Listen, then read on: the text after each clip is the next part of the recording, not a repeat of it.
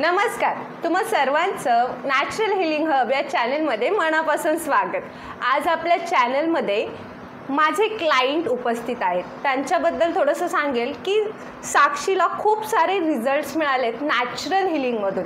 म्हणजे जे आपण मेडिसिनद्वारे ठीक करतो तेच आपण विदाऊट मेडिसिन जेव्हा ठीक करतो तेव्हा बरेचसे रिझल्ट्स मिळालेले आहेत। तेच रिझल्ट्स तुम्हाला शेअर करण्यासाठी आज मी साक्षीला आपल्या चॅनलमध्ये बोलवलेलं आहे। तर साक्षी, तुझं मनापासून स्वागत। थँक्यू। आणि तू काय सांगशील आमच्या प्रेक्षकांना, आपल्या ऑडियन्सला तू काय सांगशील?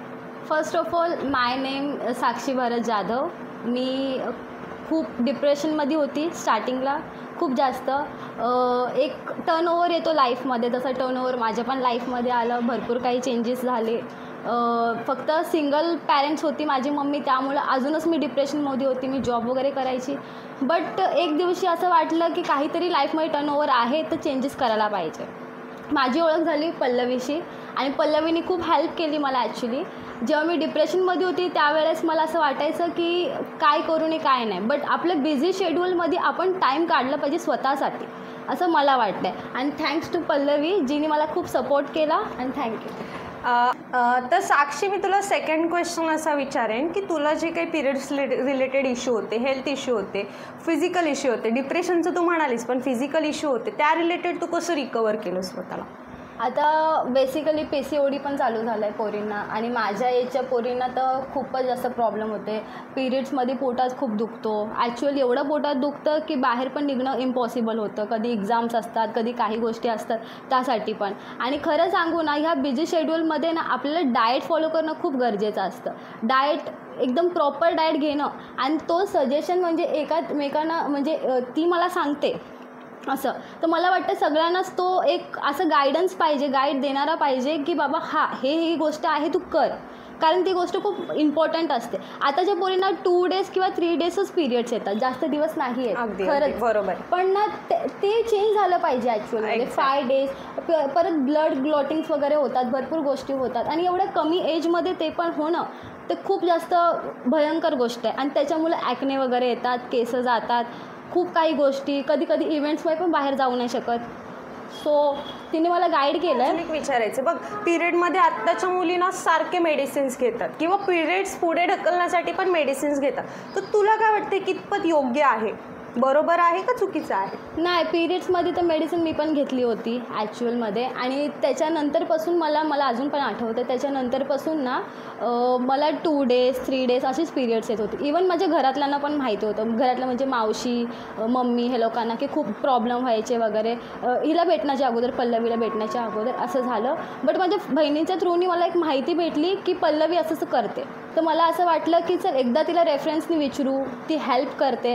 आणि जेव्हापासून मी म्हणजे त्या फील्डमध्ये गेली, म्हणजे योगा वगैरे जॉईन केलं तिच्या अंडरमध्ये जेव्हापासून आहे, तेव्हापासून मला असं वाटतं ना की आता म्हणजे सुरळीत चालू आहे सगळं। कारण पहिला कसं होतं, असं वाटायचं ना मला की मी मेडिसिनच खाऊ, माणूस आहे ना म्हणजे हे होऊन जातो, एकदम अनकॉन्शियस होऊन जातो की मेडिसिनच खायला पाहिजे असं। तो टेम्पररी डायव्हर्जन आहे ॲक्च्युअलमध्ये, बट मला वाटतं की जे नॅचरली होतो, थोडंसं तर त्रास होणारच, थोडीशी तर कळ काढणारच, पण तरीसुद्धा करायला पाहिजे, आणि ते पण नॅचरली करायला पाहिजे असं मला वाटतं। अगदी, तिने एक पॉईंट कव्हर केला की आपण म्हणतो नॅचरल होण्यासाठी, ठीक होण्यासाठी वेळ लागतो, पण असं काही नाही। नॅचरली ठीक होण्यासाठी आपल्याला एकदम रूट कॉजवरती आपण जातो, त्यामुळे त्याला वेळ लागू शकतो, पण रूट कॉजवरती काम होतं। मेडिसिन्स इमिडिएट वर्क करतात आणि इमिडिएट सोल्युशन देतात, पण ते टेम्पररी सोल्युशन देतात, आणि नॅचरल हिलिंग हे परमनंट सोल्युशन देतात, टेम्पररी डायव्हर्जन असतो तो। Yes, very good. सो तू काय मेसेज देशील आपल्या आजच्या लेडीजना, किंवा जे कोणी त्रस्त झालेले आहेत मेडिसिन्सना, त्यांना तू काय संदेश देशील? मला ते म्हणजे एक गोष्ट आहे जी लक्ष देण्यासारखी, ती आहे की हाऊसवाईफ्स आहेत किंवा जे जॉबवरती जातात, ज्यांना टाईम नाही स्वतःसाठी, त्यांनी टाईम काढून ना योगा, ॲटलिस्ट मेडिटेशन तरी करायला पाहिजे, मला असं वाटतं। कारण ना आपलं जर माइंड शांत असेल तर दुसऱ्या गोष्टीवर आपण फोकस करू शकतो। त्यासाठी ना आपण स्वतःहून करायला गेलो ना तर कधी पॉसिबल नाही होत, त्यासाठी आपल्याला एक गायडन्स पाहिजे, एक गाईड देणारा प्रॉपर व्यक्ती पाहिजे आपल्या लाईफमध्ये, जो आपल्याला भेटेल सो हिला कॉन्टॅक्ट करा. मला वाटतं की ती तुम्हाला खरंच हेल्प करेल. ओके, थँक्यू साक्षी. म्हणजे तू इथे प्रेझेंट झालीस त्यामुळे बऱ्याच लोकांना तुझ्याकडून शिकायला मिळेल, एक संदेश मिळेल की येस नॅचरली पण होतं. कारण की आजकाल लोकांचा ट्रस्ट इझिली नाही बसत त्या गोष्टींवर. कारण की लोकांना असं वाटतं आपण मेडिसिननेच ठीक होणार आहोत, आपण सर्जरीजनेच ठीक होणार आहोत, आपण ऑपरेशन्सनेच ठीक होणार आहोत, आपण मेडिसिन शिवाय ठीक होऊच शकत नाही. ही जे मिथ बसलेलं आहे डोक्यामध्ये ते तुम्हाला म्हणजे आपल्याला समजते की हे मिथ आहे डोक्यामध्ये. तर साक्षी, मला अजून एक तुला विचारायचं आहे, शेवटचा प्रश्न असेल की आपण जो डाएटचं रुटीन ठेवला होता तुझा, त्यामध्ये तू काय काय बंद केलंस आणि तुला ते कंट्रोल करताना काय काय चॅलेंजेस आले?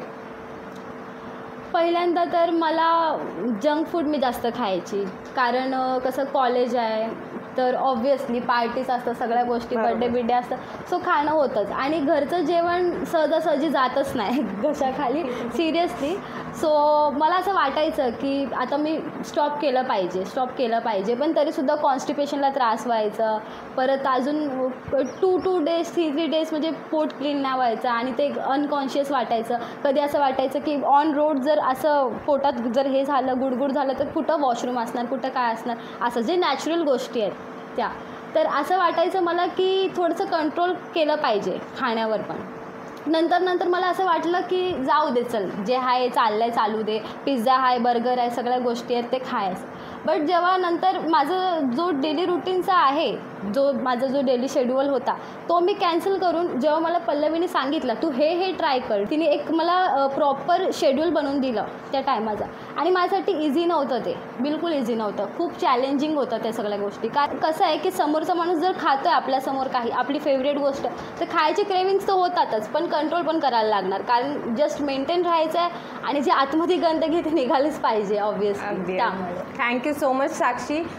साक्षीचं पण ह्यामध्ये खूप डेडिकेशन आहे. तिला जे सांगेल ते ती फॉलो करत गेली, एकदम कन्सिस्टन्सी ठेवत गेली आणि त्यामुळे हा जो रिझल्ट तिला मिळालेला आहे मेंटल लेवलला, फिजिकल लेवलला, इमोशनल लेवलला, हा जो तिला रिझल्ट मिळालेला आहे तो खरंच छान आहे, खूप छान आहे, मिरॅकल रिझल्ट आहे. आणि मला आधी जी साक्षी भेटली होती ती खूप वेगळी होती आणि आत्ता माझ्यासमोर जी साक्षी भेटली आहे ती खूप वेगळी आहे. ड्रास्टिक चेंज झालेला आहे तिच्यामध्ये, कारण की ती खूप गोष्टी शिकली आहे, ती स्वतःला मेंटेन करायला शिकली, ती फिजिकल लेवलला, मेंटल लेवलला स्वतःला बॅलन्स करायला शिकली आहे. आणि मला स्वतःला खूप आनंद होतो की काही ना काही कॉन्ट्रीब्युशन माझ्याकडून तिच्या लाईफमध्ये झालेलं आहे. सो साक्षी, थँक्यू सो मच. तुझं एवढं डेडिकेशन आहे, तू एवढं माझी प्रत्येक गोष्ट ऐकून ती गोष्ट फॉलो करायला घेतलीस, तू माझ्यावरती ट्रस्ट ठेवून त्या गोष्टी करायला घेतल्यास आणि आज तुला बघून मला खूप छान वाटतं की तुला एवढे चेंजेस मिळालेले आहेत. Thank you so much. आणि आपल्या प्रेक्षकांना तू एवढे छान संदेश दिलेस, जे काही नॅचरल आहेत, जे काही रिअल आहे ते तू एक्सप्रेस केलंस. Thank you so much. Thank you very much Sakshi. Thank you.